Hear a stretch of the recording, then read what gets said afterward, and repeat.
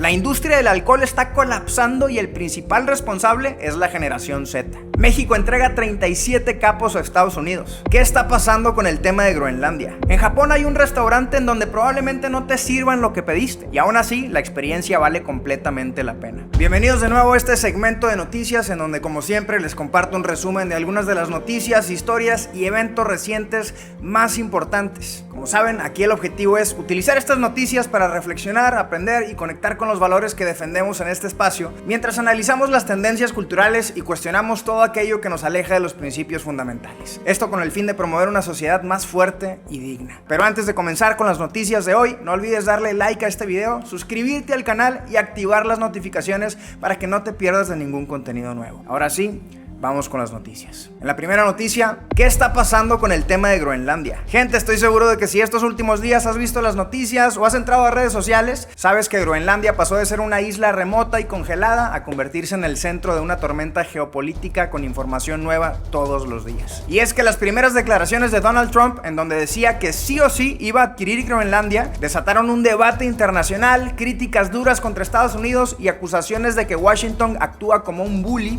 dispuesto a imponer por la fuerza para expandir su poder. Sin embargo, gente, conforme avanzaron los días, el propio Trump aclaró públicamente que no planea usar la fuerza militar ni tomar Groenlandia, que no va a aplicar los aranceles con los que había amenazado y que lo que se está construyendo es un acuerdo negociado en coordinación con aliados. Y todo esto lo reiteró él mismo en el foro de Davos. Así es que, gente, en lugar de repetir el discurso fácil de que Estados Unidos quiere conquistar el mundo, creo que hay que entender más el contexto para darnos cuenta de que esto no es solo un capricho de esta nación o de su presidente, sino una estrategia para la seguridad nacional y por consecuencia la seguridad de nuestro continente. Para empezar, sí, Groenlandia pertenece formalmente al Reino de Dinamarca, pero no es una colonia tradicional, es un territorio autónomo con su propio parlamento y control de sus asuntos internos. Sin embargo, la política exterior y la defensa, en teoría, siguen en manos de Dinamarca. El problema, amigos, es que en la práctica, desde hace décadas, Dinamarca no es quien realmente garantiza la seguridad de Groenlandia. Y es que desde la Segunda Guerra Mundial, a inicio de los 40, Estados Unidos es el encargado de proteger la isla. Ahí opera bases militares, sistemas de alerta temprana contra misiles y parte clave de la defensa de Norteamérica. Esto quiere decir que Groenlandia está integrada al sistema de seguridad estadounidense mucho más de lo que muchos se imaginarían. Y por eso, aunque en papel Groenlandia sea danesa, en la práctica, la seguridad, el costo de protegerla y las decisiones estratégicas han recaído en Washington. Es como si Dinamarca tuviera el título de la casa, pero Estados Unidos lleva años teniendo las llaves, la alarma y la responsabilidad de cuidarla. Pero ahora, ¿por qué Groenlandia es tan importante para la seguridad de Estados Unidos? Pues la cosa, gente, es que Groenlandia está en una posición geográfica única. Se encuentra entre América del Norte y Europa, justo en medio del Atlántico Norte y el Ártico. No es un punto cualquiera del mapa, es un puente natural entre continentes y una plataforma ideal para vigilancia, defensa y control estratégico. Desde ahí se monitorean rutas aéreas, marítimas y espaciales. Cualquier misil submarino o aeronave que cruce desde Rusia hacia Norteamérica o Europa pasa literalmente por el radio de influencia de Groenlandia. Además, entre Groenlandia, Islandia y el Reino Unido existe un cuello de botella naval conocido como el Gugh Gap, por donde forzosamente cualquier submarino ruso que quiera cruzar el Atlántico debe de pasar. Así que tener bases militares en Groenlandia significa detectar y contener esas amenazas antes de que lleguen a aguas abiertas. A esto se suma el Ártico, una región cada vez más disputada. Rusia ya militarizó la zona y China busca expandir su presencia económica y estratégica bajo la llamada Ruta de la Seda Polar. Así es que, amigos, básicamente Groenlandia funciona como un muro de contención frente a ambas potencias. Y es aquí donde entra lo que muchos están llamando la doctrina Monroe 2.0. Y es que la doctrina Monroe de 1823 dice que Europa no debe intervenir ni colonizar en América y a cambio Estados Unidos no intervendrá en los asuntos europeos. Pero ahora va más allá, porque Estados Unidos no está dispuesto a permitir que potencias rivales como Rusia o China se establezcan estratégica o militarmente en su hemisferio. De hecho, fue una de las razones por las que entraron a Venezuela, en donde estaban metidos Rusia, China e Irán. Y Trump dice que aunque hoy mantiene una buena relación tanto con Rusia como con China, la seguridad de un país no se construye pensando en el presente, sino anticipando escenarios futuros, porque nadie sabe quién gobernará mañana ni cómo puedan cambiar las alianzas. Y precisamente esta es una de las preocupaciones más grandes. ¿Qué va a pasar en el futuro? Pues en resumen, desde la perspectiva de Washington, Groenlandia no es una isla lejana ni mucho menos irrelevante. Es una frontera adelantada, un sistema de alerta temprana y un punto de contención frente a potencias rivales. Y es por eso que para Estados Unidos el tema no es si Groenlandia es importante, porque eso es obvio. El tema es quién la va a controlar a largo plazo. Ahora muchos se preguntan, si Estados Unidos ya tiene bases militares ahí, ¿por qué entonces siguen hablando de seguridad nacional? Y este es un argumento válido. De hecho, le preguntaron directamente a Trump sobre esto. ¿Por qué no nada más expande sus bases militares y ya? Pues gente, la respuesta que él daba es que no se protege igual lo que es tuyo que lo que solo estás rentando, sobre todo si el acuerdo es por un tiempo limitado. Sin embargo, amigos, algo cambió con las negociaciones que tuvo con la OTAN. En un mensaje que publicó en sus redes sociales el día de ayer, dijo que tras reunirse con el secretario general de la OTAN, Mark Rutte, se estableció un marco para un posible acuerdo sobre Groenlandia y en general sobre la región ártica en coordinación con los países de la OTAN. Según Trump, este entendimiento será beneficioso no solo para Estados Unidos, sino también para los aliados de la OTAN. Y como señal concreta, anunció que no impondrá los aranceles que iban a entrar en vigor el 1 de febrero para países europeos, precisamente porque las conversaciones están avanzando. Y en unas declaraciones que hizo más tarde algunos reporteros, el presidente dijo que el acuerdo al que llegaron era todo lo que querían, incluyendo sobre todo la seguridad nacional e internacional, y también los minerales, como veremos en unos momentos. Trump también dijo que el acuerdo beneficia a todos, que ya no incluye a Estados Unidos quedándose con Groenlandia, pero que sí es un acuerdo sin fecha límite. Dijo que es infinito. Así es que tomando en cuenta que la temporalidad de los acuerdos eran una preocupación para Estados Unidos, esto definitivamente es un avance hacia lo que ellos estaban buscando. Y a ver, la realidad es que la seguridad nacional no es el único factor. El mismo Trump dijo que el acuerdo incluye los minerales. Y es que, gente, Groenlandia tiene muchos recursos naturales que hoy son clave para el futuro. Entre ellos están los minerales, el petróleo, gas y una de las reservas de agua dulce más grandes del planeta. Así es que desde la perspectiva de Estados Unidos, esto significa reducir dependencias externas y fortalecer su posición económica y geopolítica a largo plazo. Y algo importante a resaltar es que esto no beneficiaría solo a Estados Unidos. Groenlandia tiene una población pequeña, altos costos de vida, infraestructura limitada y una fuerte dependencia económica. Entonces, una mayor inversión, desarrollo de infraestructura, empleo y acceso a tecnología podría representar una oportunidad para ellos. En fin, amigos, el tema de Groenlandia es mucho más complejo que solo decir que Trump un día se despertó con ganas de conquistar una nueva tierra. Porque aquí no estamos viendo solo ego, ni solo ambición, ni solo provocación. Estamos viendo geopolítica y una preocupación por la seguridad nacional a largo plazo. Ahora, afortunadamente ya hay negociaciones que van avanzando y que tienen a todos más tranquilos. Sin embargo, eso no significa que la forma en la que Estados Unidos está actuando no deba de ser cuestionada. La presión económica, las amenazas y el choque con aliados abren dilemas serios sobre la soberanía, el equilibrio de poder y el orden internacional. Pero amigos, reducir todo a que Estados Unidos es el malo también es una simplificación muy peligrosa. Groenlandia hoy es un recordatorio de que el mundo ya no se mueve solo por ideales, sino por seguridad, prevención y control estratégico. Y en ese tablero, las potencias no están esperando que el problema explote, están actuando desde antes. Pero bueno, vayamos a la siguiente noticia. México entrega 37 capos a Estados Unidos. Amigos, mientras muchos en México siguen discutiendo si cooperar con Estados Unidos es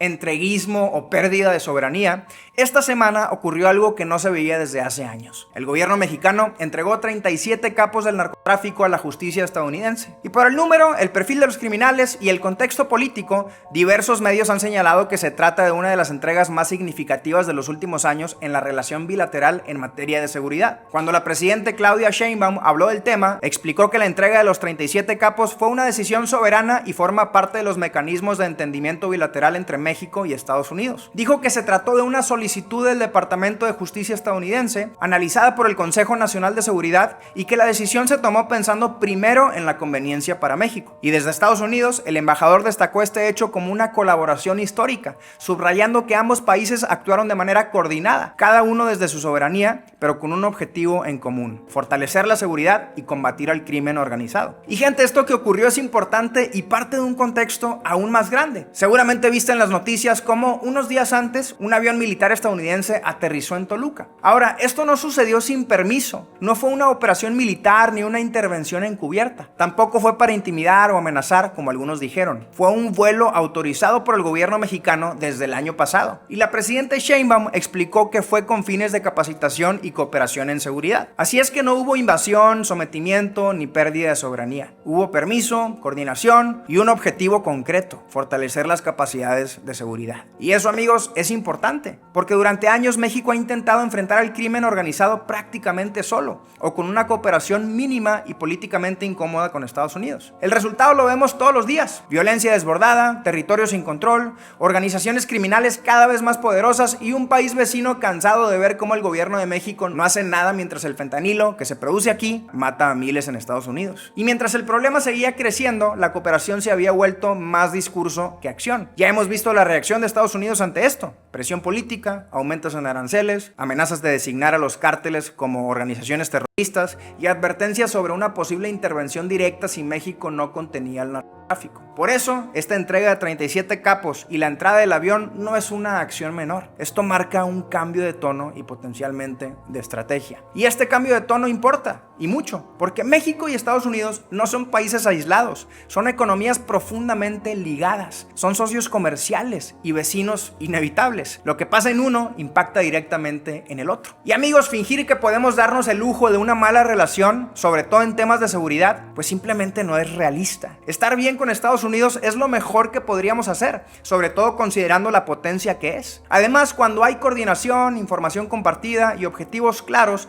los resultados pueden ser distintos a los que hasta ahora se han visto. Gente, la cooperación no debería de verse como una humillación, sino como una herramienta que bien usada puede ayudar a golpear estructuras criminales que, siendo honestos, México por sí solo no ha logrado desmantelar. Pero bueno, gente, en fin, ojalá esta colaboración no se quede en gestos simbólicos ni en anuncios para la prensa. Ojalá tenga efectos directos y visibles en la lucha contra el crimen organizado, en la recuperación del control del territorio y en la seguridad para las familias mexicanas. Porque México no necesita más discursos sobre soberanía mientras se queda de brazos cruzados viendo cómo las familias tienen miedo. México necesita resultados, necesita paz. Y si una relación más madura y cooperativa con nuestro vecino del norte ayuda a avanzar en esa dirección, entonces vale la pena apostarle a ese camino. Pero bueno, vayamos a la siguiente noticia. La industria del alcohol está colapsando y el principal responsable es la generación Z. Amigos, algo está pasando que hace unos años habría sonado como algo imposible. La industria del alcohol está perdiendo miles de millones de dólares. De hecho, se estima que en los últimos 4 años las empresas de cerveza, vino y licores han perdido alrededor de 830 mil millones de dólares en valor de mercado. Al principio, la industria buscó otras explicaciones. Se habló de aranceles, de sobreproducción, de problemas logísticos tras la pandemia, de inflación y de cambios temporales en el consumo. Pero conforme pasaron los meses, los datos empezaron a apuntar a otra realidad mucho más incómoda para el sector. La gente, especialmente la generación Z, simplemente está tomando menos. Y no se trata de una caída pasajera ni de una moda. Todo indica que estamos frente a un cambio cultural profundo, porque durante años las proyecciones eran completamente distintas. Antes de la pandemia, la industria del alcohol esperaba un crecimiento sostenido del consumo hasta al menos el 2030, impulsado por mercados emergentes, impulso de bebidas de alta gama y nuevas generaciones entrando a la edad legal para tomar. Con eso en mente, los gigantes del sector invirtieron como si ese boom fuera inevitable. Más producción, más marcas y más distribución. Sin embargo, de pronto, todo cambió. Después del 2020, el consumo comenzó a estancarse y luego a caer, especialmente entre los más jóvenes. Así que lo que se suponía que sería una nueva generación de consumidores fuertes, terminó convirtiéndose en la generación que menos toma. Entonces, si lo piensas, sí hubo problemas de sobreproducción, pero no porque sus cálculos hayan estado mal. Fue porque la mentalidad de las personas comenzó a cambiar. Imagínate. Hace unos años se estimaba que en Estados Unidos el 65% de la población de edad legal consumía alcohol, pero el día de hoy solo poco más del 50% dice consumirlo. Y en la generación Z el porcentaje es aún menor, convirtiéndola en la generación que menos toma alcohol desde que existen registros modernos. De hecho, toman 20% menos que la generación anterior a ellos, los millennials. Amigos, lo que estamos viendo es una transformación general en la relación de la sociedad con el alcohol. Tanto así que, por ejemplo, Jim Beam, una de las marcas de whisky whisky más grandes y antiguos del mundo, anunció que van a hacer una pausa en la producción de su destilería principal de Claremont, Kentucky, durante todo este año. Algo que nunca se había visto en una marca histórica como esta. Y ahora, con todo esto, la pregunta no es si las personas toman menos alcohol.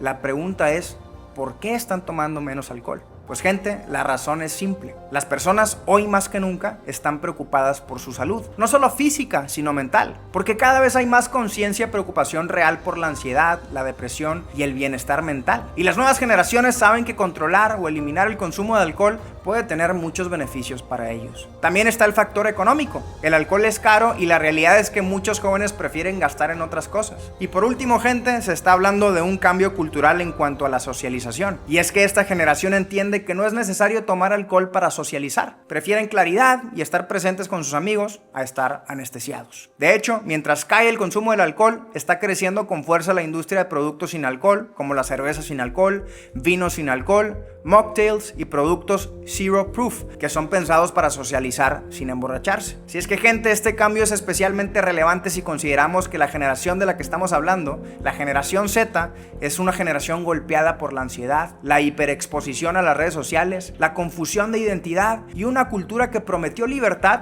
pero que muchas veces solo les entregó más vacío. Por eso, el hecho de que estén tomando menos alcohol y priorizando su salud física y mental no es solo un detalle menor, es una señal de que en medio de todo ese ruido reconocieron que algo no estaba funcionando y que necesitaban hacer cambios. Amigos, ojalá este cambio no se quede solo en el alcohol. Ojalá se extienda a otras áreas igual de importantes. La forma en la que viven su sexualidad, las ideologías que adoptan sin cuestionar nada, las decisiones que toman sobre su cuerpo, su mente y su futuro. Porque cuando una generación empieza a elegir lo que le hace bien, incluso en contra de lo que la cultura empuja, eso siempre es un paso en la dirección correcta. En la siguiente noticia, el Foro Davos 2026 dejó el wokeismo a un lado y empezó a hablar de lo que sí importa. Amigos, el lunes comenzó el Foro Davos de este año y lo que se ha visto hasta ahora ha sorprendido a muchos. Y no por quienes asistieron, sino por el cambio de tono. Ahora déjame te explico.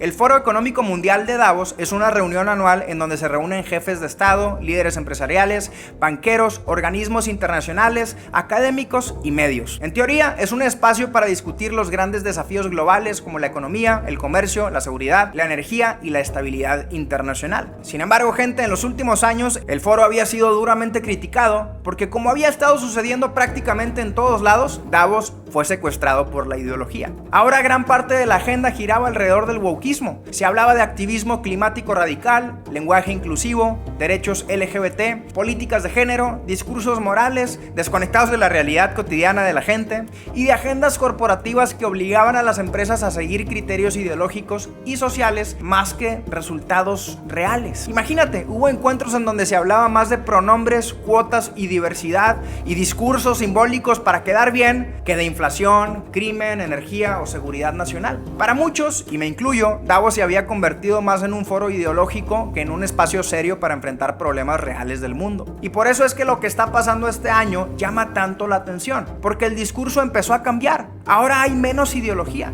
Y no porque el mundo se haya vuelto más conservador de repente, sino porque la realidad ya no permite seguir ignorando los problemas de verdad mientras se pierde el tiempo con tonterías como la identidad de género y los pronombres correctos. Este año la agenda empezó a girar hacia temas que habían sido relegados durante años: la seguridad global, conflictos armados, estabilidad económica, inflación, energía, cadenas de suministro, migración y crimen transnacional. Se habló menos de grandes discursos morales y más de riesgos reales, menos de paneles simbólicos para quedar bien y más de discusiones incómodas sobre qué hacer cuando el mundo ya no es estable. Como publicó la revista Político, los temas de moda en torno a la ecología y la diversidad se han eliminado en gran medida y se han sustituido por fórmulas como construir prosperidad dentro de los límites del planeta e invertir en las personas. Porque hoy el problema no es si una empresa usa el lenguaje correcto, sino si puede sobrevivir en un contexto de guerra, de crisis energética y de tensiones entre potencias. Y gente, el cambio no pasó desapercibido. Como te imaginarás,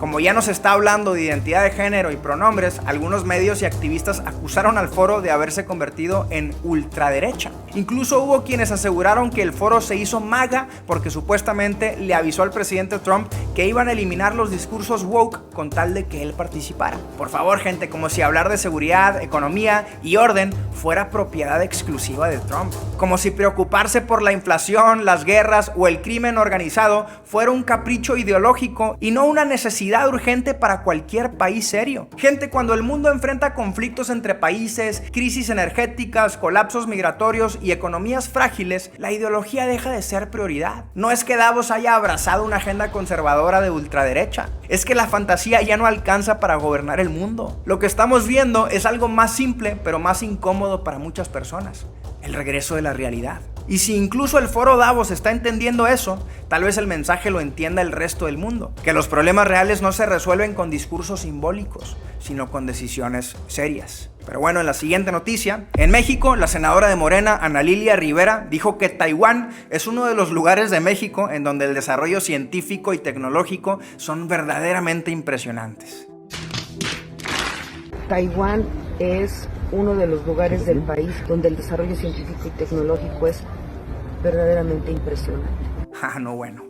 Creo que de esto no hay nada más que decir. Amigos, vamos a la última noticia de hoy. En Japón hay un restaurante en donde probablemente no te sirvan lo que pediste, y aún así la experiencia vale completamente la pena. El lugar se llama el Restaurante de los Pedidos Equivocados, y se llama así porque sus meseros son personas que viven con demencia. Esto quiere decir que a veces se equivocan con las órdenes, a veces olvidan lo que estaban haciendo, y no por error del sistema, sino porque así funciona este lugar. Desde que entras te advierten que puede ser que pidas pescado y te lleven carne, o que pidas café y te traigan té, pero la regla es aceptar los errores con una actitud positiva y disfrutar de lo que te llegue. Porque, gente, el objetivo en este restaurante no es la perfección, sino la dignidad. Ahora, para entender por qué existe este restaurante, hay que entender el contexto del país. Y es que, gente, Japón enfrenta uno de los problemas demográficos más serios del mundo. Cada vez nacen menos niños. Esto quiere decir que la población está envejeciendo rápidamente. Y con el número de personas mayores en aumento, se estima que 1 de cada 5 personas mayores viven con algún tipo de demencia. Si lo piensas, para muchos sistemas, estas personas son vistas como una carga, o como personas que ya no producen, que ya no aportan y que solo necesitan ser cuidadas. Sin embargo, este restaurante decidió hacer exactamente lo contrario. Aquí, las personas con demencia trabajan, cocinan, limpian, atienden mesas, saludan a los clientes y forman parte activa del lugar. No se les trata como pacientes, sino como personas capaces. Y es que sí lo son. Porque tener demencia no significa dejar de ser útil, no significa dejar de tener valor. En este caso significa que de vez en cuando se le olvida una orden o se pierde el hilo de alguna tarea. Por eso el mensaje que da este lugar es muy profundo. Las personas con demencia siguen siendo personas que aportan, que pueden trabajar, convivir y sentirse necesarias. La experiencia ahí para el cliente también es distinta. No hay prisas, no hay reclamos, no hay enojo. Y el menú es pequeño por una buena razón. Ellos saben que la orden que te sirvan puede estar incorrecta, pero te aseguran que todo lo que te llegue a la mesa va a saber muy bien. Lo más importante es que mientras comes, sabes que estás ayudando a algo mucho más grande que una comida correcta. Estás ayudando a alguien a sentirse útil, a sentirse respetado, a recuperar algo que muchas veces sienten que se ha ido. Así es que si lo piensas, en un mundo obsesionado con la eficiencia, con la rapidez y el no te equivoques, este lugar plantea una pregunta interesante. ¿Qué pasaría si midiéramos el valor de una persona no por su productividad perfecta, sino por su humanidad? Y tal vez esa sea la lección más importante de este restaurante. Que una sociedad no se mide por cómo trata a los más fuertes, sino por cómo cuida y honra a los más vulnerables. Que equivocarse no te quita el valor y que incluso cuando olvidemos cosas, seguimos siendo importantes. Así es que en este restaurante tal vez no te sirvan lo que pediste, pero les recuerda a todos los que pasan por ahí que en la vida hay cosas mucho más importantes. Pero bueno, amigos, hemos llegado al final de este video. Espero que lo hayan disfrutado y que se hayan llevado mensajes que les hagan reflexionar sobre el mundo en el que vivimos. Como siempre, muchas gracias por acompañarme y nos vemos en el próximo video.